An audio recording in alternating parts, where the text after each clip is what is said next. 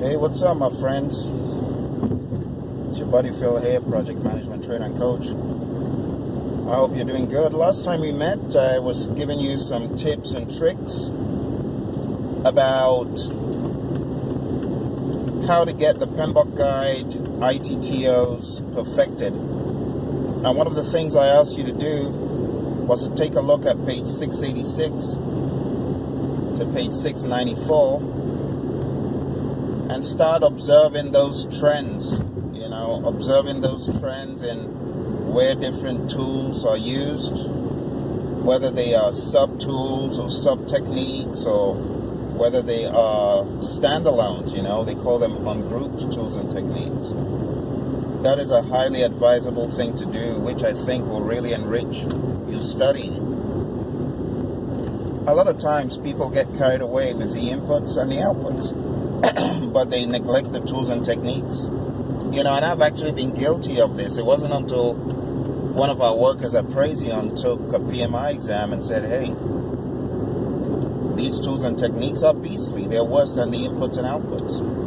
And I just went through the tools and techniques really quick after I heard that, just trying to recollect what they were and trying to explain them back to myself.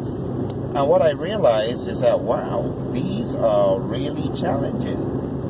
The tools and techniques, to me at least, I found them to be a lot more challenging than anything else. Just being able to define them, being able to remember where each one was used specifically, I found it to be very challenging. I found it to be so challenging, I had to study to recollect where they were used in each process. So for any student getting ready for the PMP exam, my recommendation is really focus on those tools and techniques. Don't take them for granted. They are a handful. They are quite unmanageable, except you really do a good job of keeping track of each tool and technique, each sub-tool and technique. Inputs and outputs are a little bit easier, only because they are usually documents or plans that you can, to some degree, imagine based on the content given in the PMP guide. A lot of times people say, oh, can I see a template of this or template of that? And while templates are great, even without templates, a lot of students still go on to do well on many areas on the exam, because the inputs and outputs, they can be imagined. If they couldn't be imagined, it would be much harder. It's like the tools and techniques are harder to imagine than the inputs and outputs. That's just how I see it. I think they are very, very difficult to handle. Very difficult. So my suggestion to anyone getting ready for this exam, focus on those big ticket tools and techniques. Focus on tools and techniques that you see across an entire line. Because you know how it's done. It's broken out. You got the tool and technique, and then you also have the chapters 4 to 13 where they're used, and it'll tell you the specific process. So it'll tell you if it's 4.1, 4.2, 4.3, 4.4, and so on and so forth. Well, you need to pay close attention to those where you got a full line of 4.1, 5.1, 6.1, 7. That kind of thing. That tells you that you can get a big bang for your buck by studying those specific ones that are used in so many places. You just take note of the pattern and you're good. Take note of the pattern once and you're good.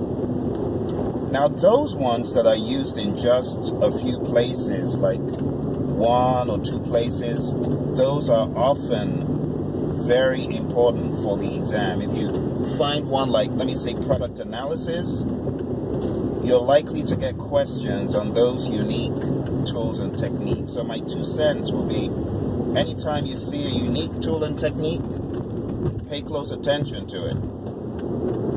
because it's very likely that you could get a question or two on those unique ones. Product analysis, variance and trend analysis, or variance analysis and trend analysis.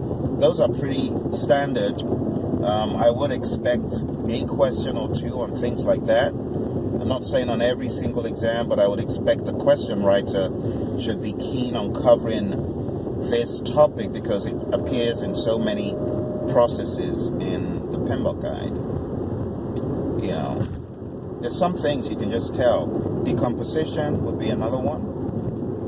All of those tools and techniques talked about under collect requirements, those are fair game for the exam. You know, focus groups, interviews, questionnaires and surveys, prototypes, and the whole 9 yards, observation and conversation, all that stuff. I expect them. So my advice is hone in on the tools and techniques. That's really the summary of what I'm advising you to do. Hone in on them. Hone in on them. Those are the tougher parts to cover for the exam, based on my own experience. You know, they're bad. Just try it. Open up page 686 and start trying to define every single one of those itemized tools, techniques, and you'll find out that they're not that easy. They do require some effort, you know, to get straight. All right, well, that's my 2 cents.